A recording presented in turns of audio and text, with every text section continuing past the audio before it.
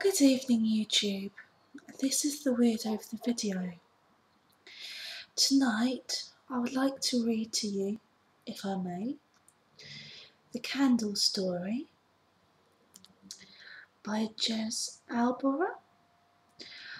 I used to read this book a lot when I was little, and because I'm the sentimental sort, I still have it now in my bookcase.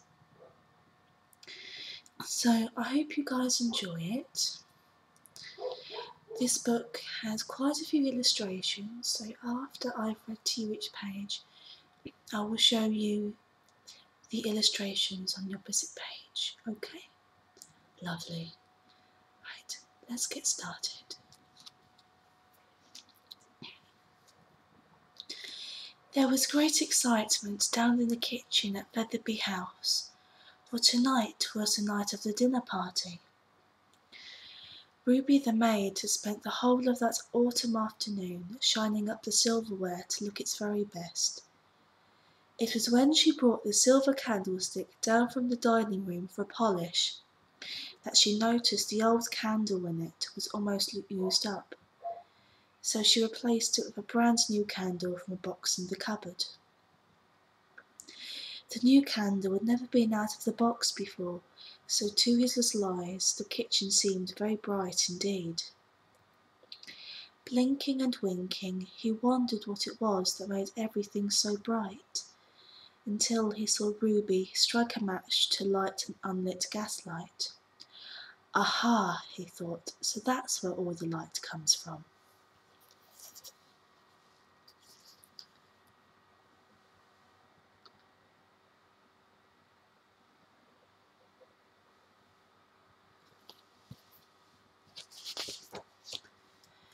Squinting round the table, he saw many strange objects, knives, forks, spoons, and serving dishes. But among them all, he noticed something which looked vaguely familiar. Like himself, it was made of wax and sported on its head a single hair.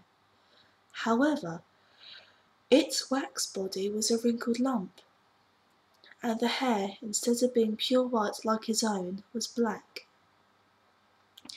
My goodness, thought the candle, I'm glad I didn't come out of the box looking like that.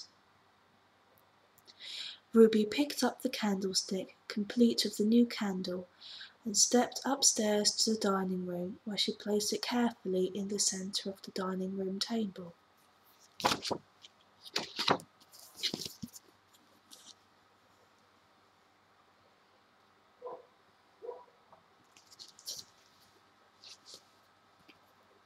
In his new surroundings, the candle noticed a strange rhythmic clicking. Looking about the room to see where it was coming from, he saw long velvet curtains by the window and polished mahogany chairs round the table. And to his surprise, in the hallway mirror outside the dining room door, he saw himself. Gracious, he exclaimed, admiring the clear complexion and the smooth, slim body in the mirror's reflection. Is that me?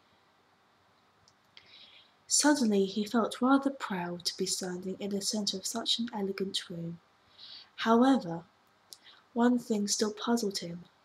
What was that curious noise?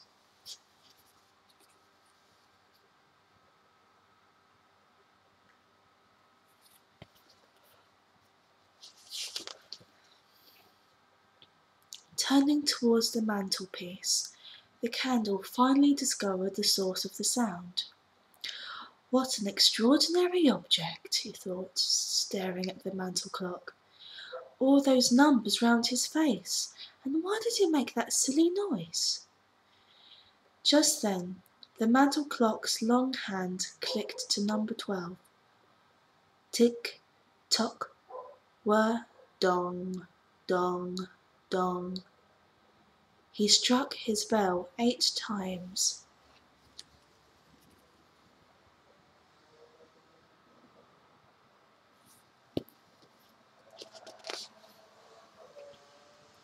In rushed Ruby, carrying a large tray. She was late setting the table for the dinner party. At each place she laid glass, napkin, and a beautifully polished cutlery. At last everything was ready. Everything, that is, except the candle. He was surprised to see the maid draw a box of matches from her apron pocket. She struck a match against the side of the box. "How odd," thought the candle, looking round the room. "What's that for? The gas lights are already lit." The doorbell rang in the hallway. "Ruby," called Mr. Featherby, "our guests have arrived."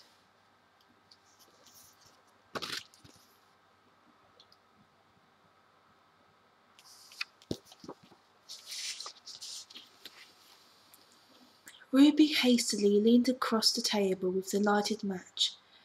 "Goodness gracious," gasped the candle. "She's coming over here with it." "Is everything ready, Ruby?" called Mr. Featherby as the doorbell rang once more. "Ready, Mr. Featherby," cried Ruby as she lit the candle's wick and scuttled off to receive the guests, shutting the door behind her. "How very puzzling," mused the candle, looking left to right. "Where did that flame go?" At that moment, Mr. and Mrs. Featherby entered with the guests, and Ruby ushered them to their places at the softly lit table. Once they had settled, she curtsied politely, then served a steaming spinach soup.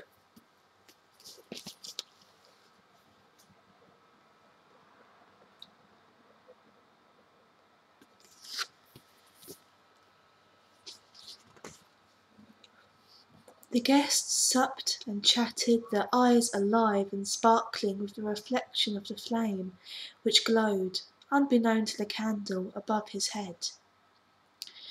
Mr. Featherby nodded to Ruby, who promptly whisked away the soup dishes and returned with an enormous turkey which glistened succulently in the light.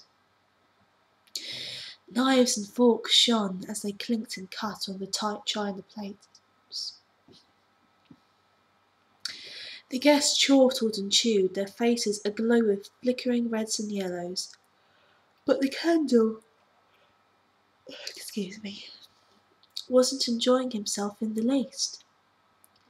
He was too busy trying to work out why the top of his head felt so warm. Mrs. Featherby winked to Ruby, who carried off the empty plates and returned with a huge fruit jelly wobbling in a dish. Clink-tink went the spoons amid sighs of satisfaction, until the very last spoonful had been happily swallowed.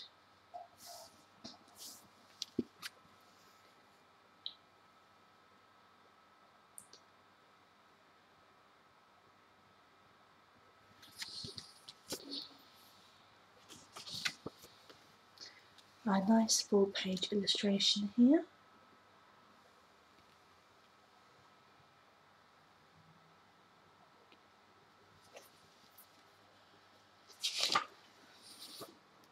Presently the guests retired full and merry to the drawing-room. In bustled Ruby to clear the table, but the candle didn't notice, for he was preoccupied with a peculiar sinking sensation. Looking down to the table beneath him, he was alarmed to find the surface considerably closer to him than it had been at the beginning of the meal. Ruby turned off all the gas lights and carried the tray down to the kitchen, without realizing for a moment that she had forgotten to do one very last thing: blow out the candle.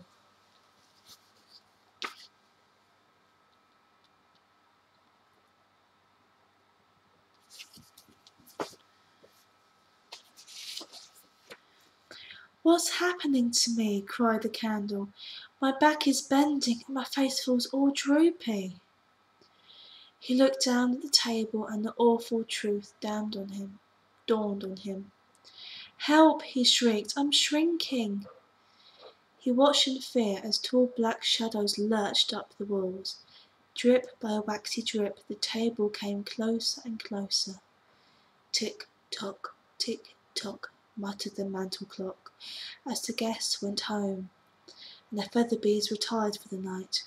Drip, drop, drip, drop, dribbled the wax as Ruby crept upstairs to bed. Tick tock, tick tock, drip drop, drip drop. The candle felt hopeless and alone.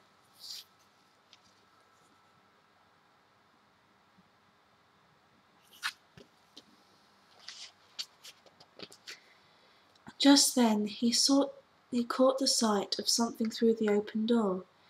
It was blue in the centre with yellow all around, but it was red too, and purple and violet. In fact, the more he looked, the more colours he could see. Rising, sinking, they performed a joyful dance. The candle was spellbound by such beauty.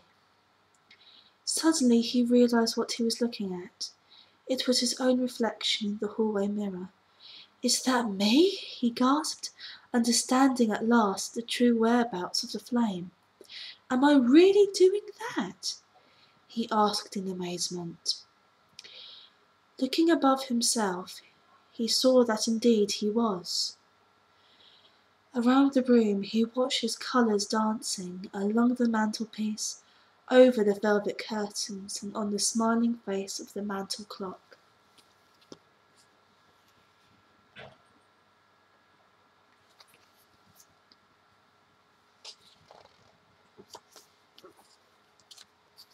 Another 4-page illustration.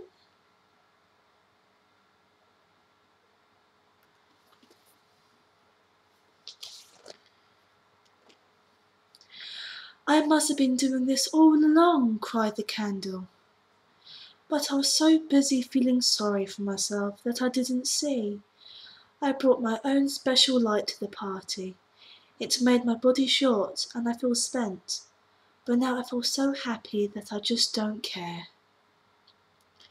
He remembered the old candle he'd seen in the kitchen and understood. Feeling at peace, he smiled, closed his eyes, and waited for the dawn. The end.